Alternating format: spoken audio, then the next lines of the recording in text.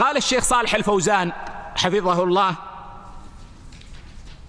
وهو جبل من جبال العلم والحق والسنة في هذا الزمان، حفظه الله ونفع المسلمين بعلومه. يقول: التمذهب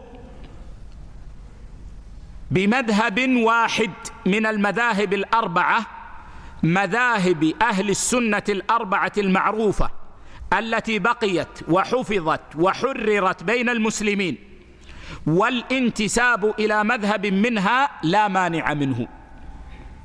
فيقال فلان شافعي، وفلان حنبلي، وفلان حنفي، وفلان مالكي.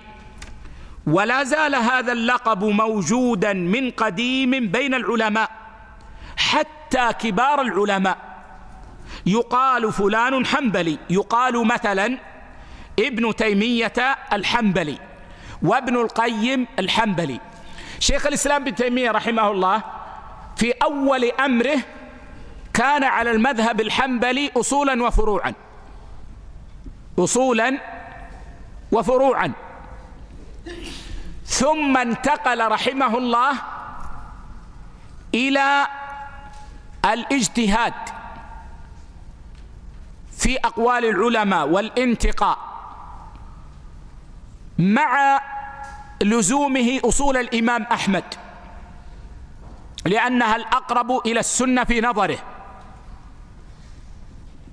ولذلك بعض أهل العلم ينسبون شيخ الإسلام ابن تيمية وكتبه إلى المذهب الحنبلي، وكذلك ابن القيم وما أشبه ذلك. هذا كلام الشيخ صالح، ولا حرج في ذلك، فمجرد الانتساب إلى المذهب لا مانع منه، لكن بشرط أن لا يتقيد بهذا المذهب، فيأخذ كل ما فيه، سواء كان حقا أو خطأ، وسواء كان صوابا أو خطأ، بل يأخذ منه ما كان صوابا، وما علم أنه خطأ لا يجوز له العمل به.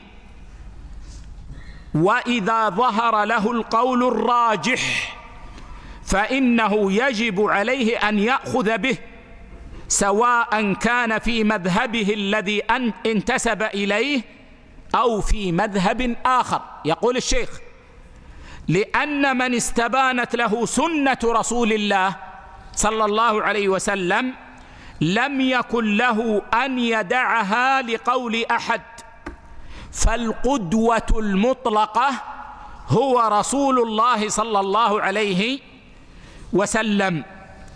فنحن نأخذ بالمذهب ما لم يخالف قول رسول الله صلى الله عليه وسلم، فإن خالفه فهذا خطأ من المجتهد يجب علينا أن نتركه، وأن نأخذ بالسنة، ونأخذ بالقول الراجح المطابق للسنة من أي مذهب كان من مذاهب المجتهدين.